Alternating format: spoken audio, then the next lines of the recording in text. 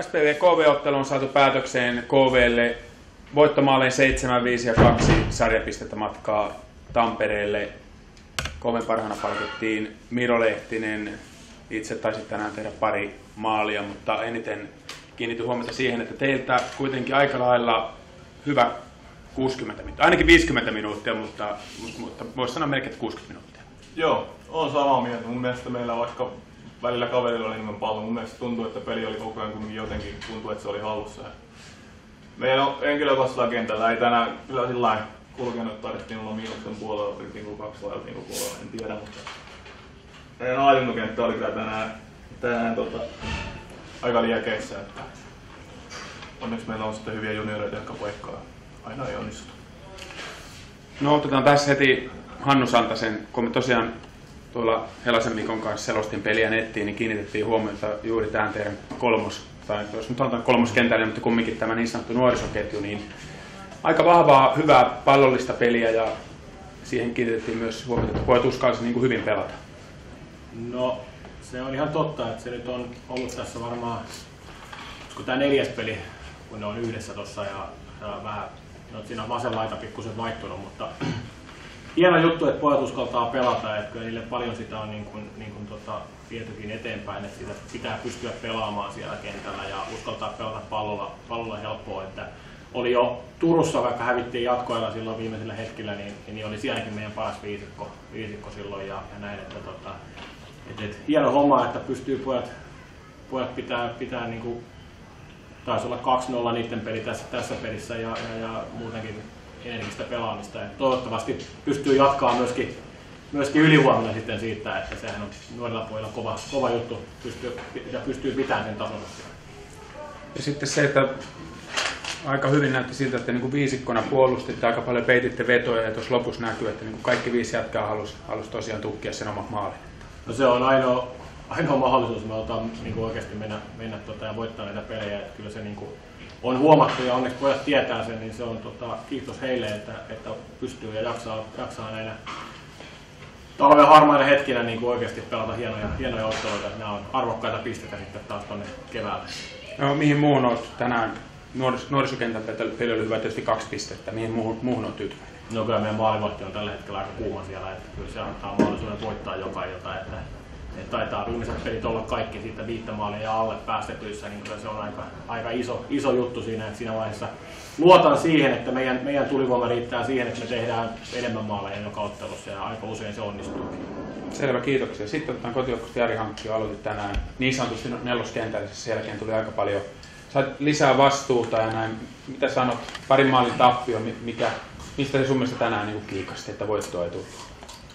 No, tänään oli selkeästi huippujoukkueen vastassa, niin se olisi vaatinut meiltäkin sitten semmoista erinomaista esitystä, mitä ei tänään sitten missään kohtaa oikein nähty. Että viimeisessä erässä hetkittäin saatiin sen näköistä peliä, mitä sen pitäisi olla, mutta tuon tasoista porukkaa vastaan niin ei riitä millään se, että pelaa jonkun satunnaisen hetken hyvin pelistä. Että pitäisi pystyä melkein koko 60 painaa. Tänään ei todellakaan pysty. Siinä oliko toisessa erässä KV iski aika nopeasti 3 maalia ja meni johtoonkin siinä, niin mitä asioita Tommi silloin teille painotti? Miten se yritti herätellä teitä? No, rauhoittumista, että meillä oli ekalla erällä jo puhetta siitä, että aivan liian kiire on pallon kanssa, että ei pitäisi olla mitään hätää. Että tehtiin itselle ongelmia niin sanotusti pallollisena.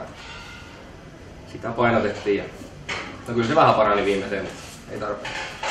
Selvä, kiitoksia Tommi. Tietysti varmasti harmittaa, kun voittoa ei tullut. Miten näin nopeasti näet ottelun täällä?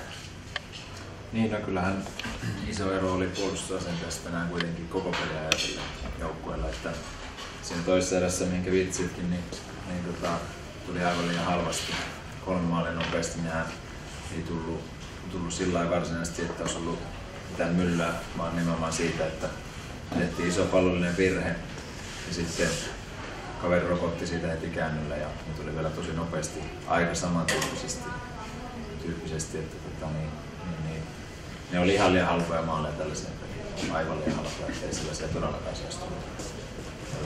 Ja sitten ei myöskään niin 3. erässä, niin vaikka me oltiin pallossa ja painettiin kaveri, niin meidän maltti ei riittänyt ihan, että siinä sitten mentiin rikkomalla liikaa selvästi, mistä pystyi sitten viheltämään, että me olisi pitänyt siinä vielä pystyä paljon viileämmin viemään sitä, koska olihan se kuitenkin aika lailla selkeä se juoni, että sitä pelattiin yhdessä päässä ja silloin aina tiedetään, että kaverilla on se mahdollisuus sieltä päästä vastiksilla tai erikoistilanteella tai sillä virheellä mukaan peliin. Ja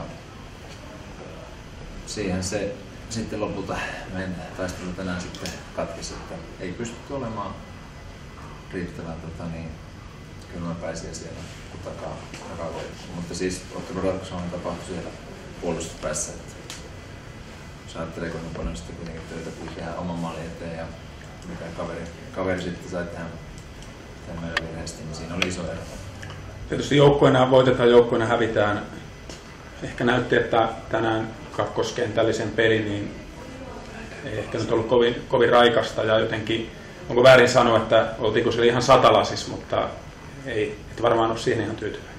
No ei tietenkään, että siis sehän oli miinuksella loppupeleissä ja ei kyllä nyt kaikki näki, että tuli sellaisia vähän kummallisia virheitä pallon kanssa, että karkkaili perussyötössä ja laina sun muuta, että tietenkään siihen voi olla tyytyväinen, mutta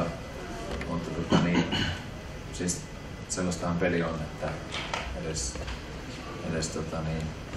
heille niin se ei voi mennä niin, että jokainen onnistutaan. Mutta toki se on selvää, että jälkikäteen ajatellen, niin ei se nyt ihan meiltäkään valmennuksessa on sitten laarin mennyt, että ei onnistunut ja koitettiin luottaa silti, mutta ei sekään toimi. Selvä, kiitoksia. Mulla ei ole muuta kuin lehdistöllä jotain kysyttävää. Pötellä väri. Ei mitään. Kiitos. Kiitos. Kiitos.